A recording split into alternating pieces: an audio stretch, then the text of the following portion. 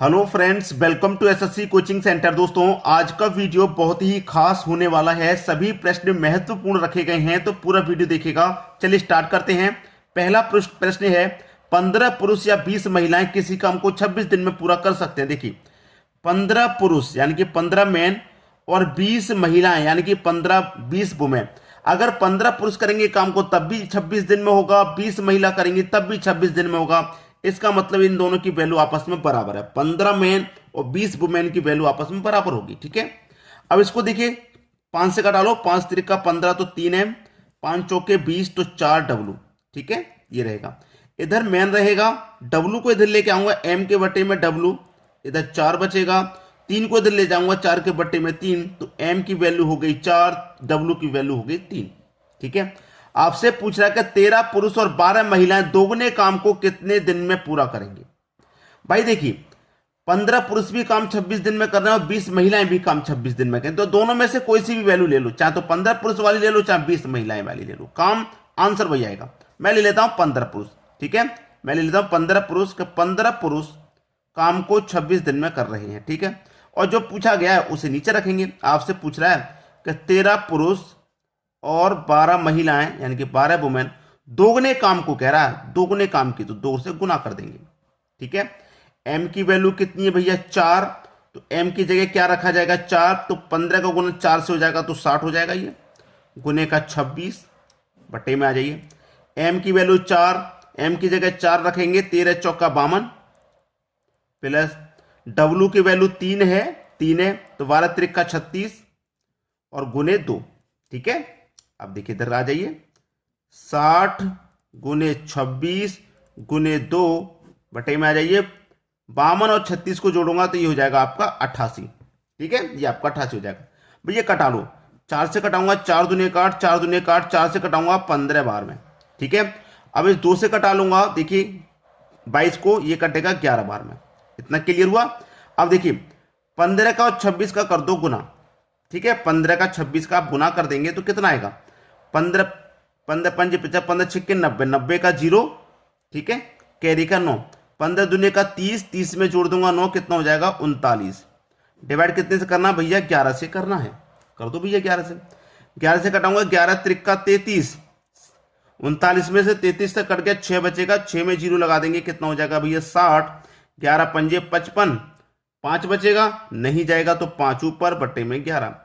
35.5 बटे 11 दिन, कितना समय लगेगा? 35.5 बटे 11 दिन का समय लगेगा। तो 13 पुरुष और 12 महिलाएं दोगुने काम को कितने समय में कर लेंगी? इतने समय में। ये आपका सही जवाब हो गया। देखिए, कोई भी प्रश्न आपको करने को मिले तो आप उसकी प्रैक्टिस खुद से जरूर करें। 1 से 2 बार प्रैक्टिस खुद से जरूर किया करें, चाहे कोई सा भी प्रश्न हो। हम यहाँ पे ये प्रश्न बता रहे हैं, आपको समझ में आ गया?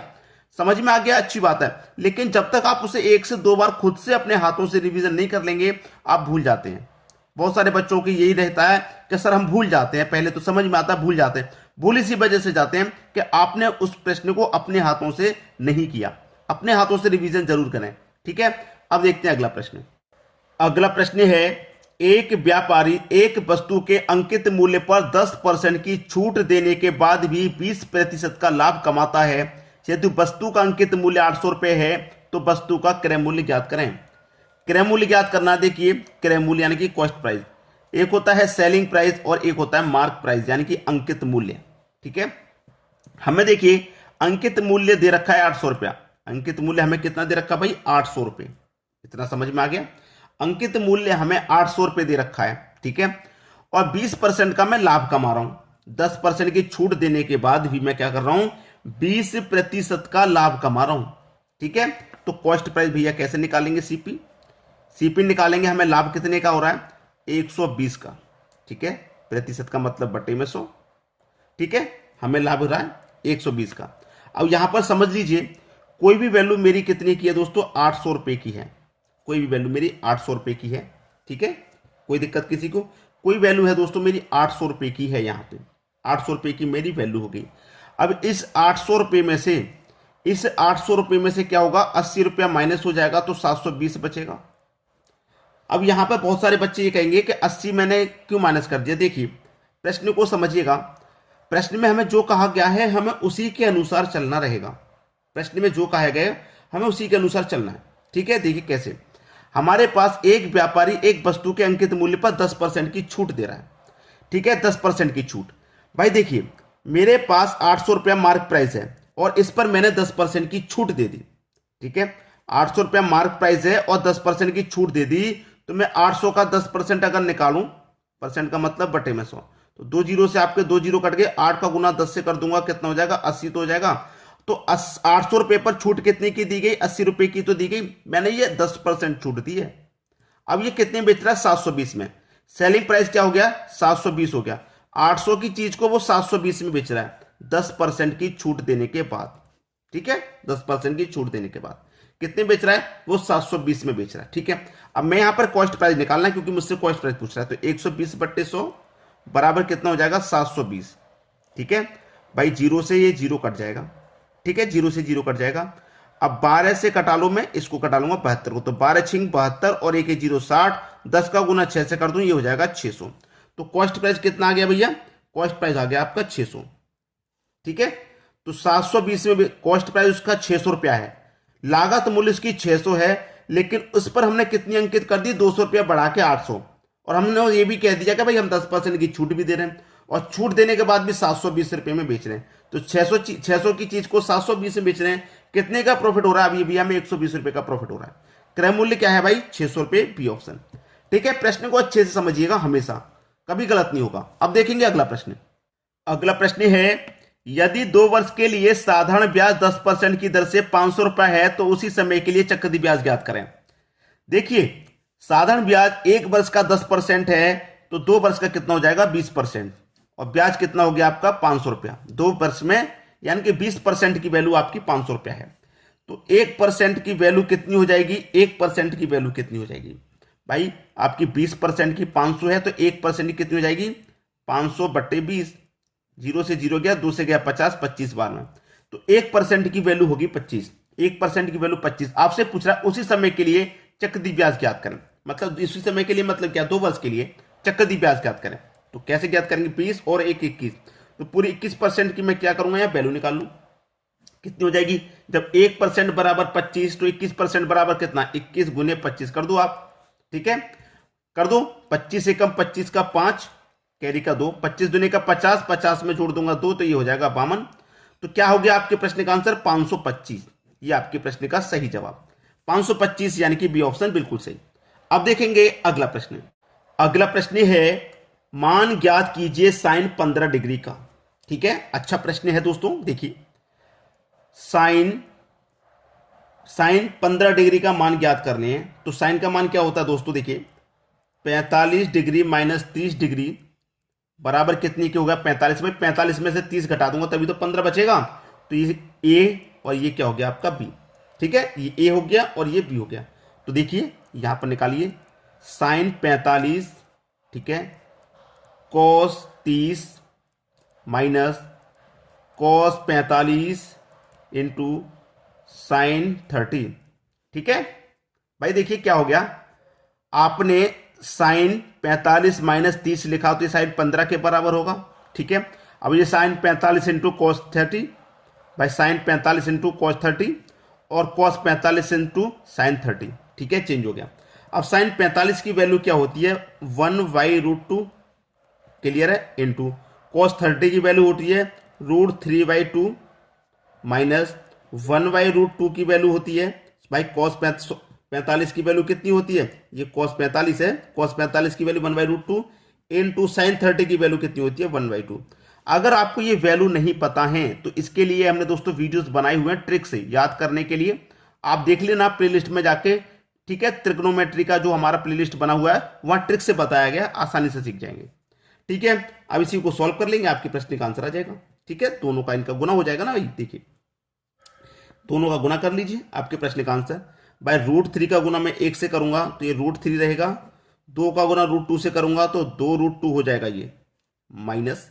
ठीक है, 1 का गुना 1 से करूंगा तो 1 और 2 का गुना √2 से करूंगा तो 2√2 हो जाएगा बराबर √3 माइनस का 1, √3 माइनस का 1 बटे में आ जाइए 2√2, क्योंकि एलसीएम लेंगे सेम संख्या है तो वही रहेगा। यही आपके प्रश्न का आंसर आ गया √3 - 1 बटे में 2√2। क्लियर है सभी को। अब देखेंगे अगला प्रश्न। अगला प्रश्न है मान ज्ञात कीजिए tan 30 - sin 30 का। तो tan 30 का मान कितना होता है 1/√3 माइनस sin 30 का क्या होता है 1/2 होता है। यही तो होता है। ठीक है, क्या हो जाएगा दोनों का नीचे कैल्शियम इनका क्रॉस गुना। तो 2 का गुना 1 से करूंगा तो 2 माइनस √3 का गुना 1 से करूंगा तो √3 और बटे में दोनों का एलसीएम। तो दोनों का एलसीएम क्या हो जाएगा दोनों का गुना 2√3। यही आपका सही जवाब हो गया। बताइए कहीं बड़े बड़े प्रश्न हैं? नहीं, बड़े तो उनके लिए जिनको मालूम नहीं है tan 30 का मान कितना होता है, sin 30 का मान। भाई अगर आपको पता है तो प्रश्न में समय लगने ही नहीं वाला, और आप कंपटीशन की तैयारी कर रहे हो तो ये छोटी छोटी चीजें तो आपको याद करनी ही पड़ेंगी। ठीक है, अब देखते हैं अगला प्रश्न। अगला प्रश्न है दो संख्याओं का एलसीएम 78 है और संख्याओं का अनुपात 2:3 है, फिर इस संख्या का योग ज्ञात करें। देखिए मैं दो संख्या मान लेता हूं ए और बी, दोनों का अनुपात है 2:3। ठीक है, और मेरे पास एलसीएम दे रखा है 78। तो हम करते क्या हैं, अगर हमारे पास प्रश्न में एलसीएम है तो हम अनुपातों का भी एलसीएम करेंगे। तो 2 और 3 का एलसीएम आ जाएगा 6। तो इस एलसीएम में अनुपात के एलसीएम से डिवाइड कर दो, कितनी आ जाएगा 13 6 78, 13 बार में जाएगा। और 13 का गुना मैं 2 से कर दूं तो 26, और 13 का गुना 3 से कर दूं तो 39। दोनों संख्या मुझे पता चल गई, पहली संख्या और दूसरी संख्या दोनों पता चल गई। अब पूछ रहा है संख्याओं का योग ज्ञात करना है। दोनों संख्याओं का योग, दोनों को जोड़ देना है। भाई दोनों का योग करने के लिए दोनों को जोड़ दो, दोनों को जोड़ देंगे तो योग आ जाएगा इनका 65। यही आपका सही जवाब। ठीक है, सी ऑप्शन आसान है। अब देखेंगे अगला प्रश्न। अगला प्रश्न है यदि x² - 4x + 1 = 0 तो x² + 1/x² का मान ज्ञात कीजिए। हमें दे रखा है x² - 4x + 1 = 0। हम करेंगे क्या, कभी भी इस तरीके का प्रश्न आपके सामने आ जाए तो आप इस तरीके के प्रश्न को कैसे कर पाएंगे, मैं आपको बताता हूं। x इसमें, इसमें और इसमें आप क्या करेंगे, x से डिवाइड दे दो। पूरी संख्या में आप क्या करेंगे, x से डिवाइड दे देंगे। x से कटा देंगे, ये कट जाएगा, x से x कट जाएगा। अब बचेगा क्या आपके पास, देखिए यहां x² था, x² का मतलब x गुने x, तो x से एक x कट गया तो एक x बचा आपका, माइनस का 1/x बराबर, ये 4 माइनस का है ना, बराबर के इधर भेज देंगे तो ये प्लस का 4 हो जाएगा। हो गया कि नहीं हो गया, क्लियर है सभी को। अब देखिए यहां पर क्या हो गया, ये मैंने 0 इधर ले लिया तो ये प्लस का हो गया 1/x। ठीक है, ये प्लस का 1/x है ना, प्लस का 1/x हो गया, और ये माइनस का 4 इधर आके प्लस का 4। अब क्या करेंगे, दोनों पक्षों का वर्ग कर देंगे। अब ये क्या है, a + b वाली वैल्यू है कि नहीं, a + b का होल स्क्वायर बनना है कि नहीं बनना, बिल्कुल बनना है। दोनों पक्षों का वर्ग कर देंगे। तो देखिए दोनों पक्षों का वर्ग कर देंगे तो a का वर्ग b का वर्ग।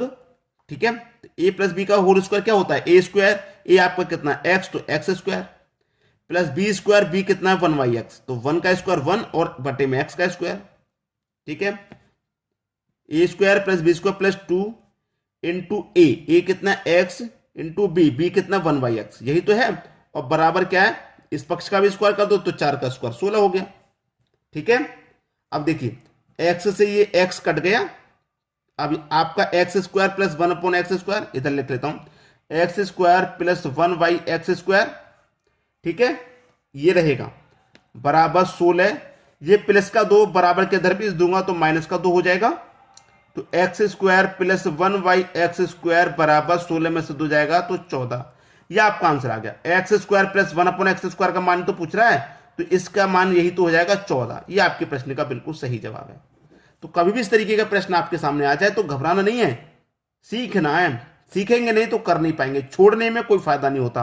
प्रश्न को हम छोड़ देंगे कोई फायदा नहीं होता, अपना ही नुकसान होता है, क्योंकि वो अंक हमारे कट जाएंगे जब हम छोड़ देंगे। तो तैयारी उस हिसाब से करो कि एक भी प्रश्न हमें छोड़ना नहीं है, कहीं से भी आ जाए। बात समझ में आ रही है? ठीक है दोस्तों, वीडियो देखने के लिए आपका बहुत बहुत धन्यवाद।